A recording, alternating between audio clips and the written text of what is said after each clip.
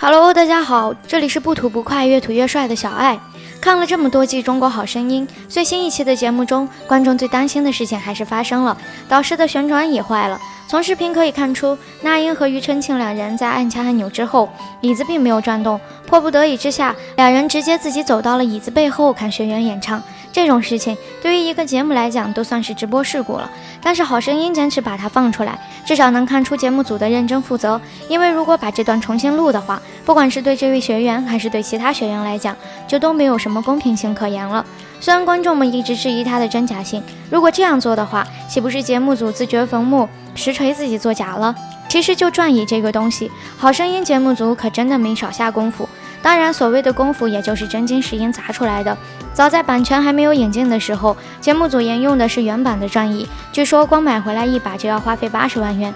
更不用说还得随时配备的国外技术人员。之前几季的节目开播前就有转播过现场工作人员是怎么调试机器来确保它的正常运作的。当时也有国内的科技大牛分析过这个椅子为什么这么贵，这把椅子其实是有多个供应商在提供零件，除此之外还有很多硬性要求，比如不能影响导师听学员演唱，旋转的过程中也不能挡住视线等等。总之就是真的还蛮高级。再到后面这一季的播出，节目版权也已经完全归国有，在设计上也是突破了以往转椅的局限，在屏幕后增加了一个 LED 电子屏，不仅是让观众也是学员能够更直观地看到导师的表情。可以说好声音节目组在这些硬件上面真的下了狠心，也是让人看到了他们想要好好做节目的决心。但是仍旧还是难逃收视率下滑，因为节目的质量可不仅仅只是用硬件设施来展现。如果要仔细说好声音的收视率为何下滑，在小爱看来，外部原因大概就是现在的人们已经有很少一部分来关注传统媒体，但是最主要的原因还是在其内部，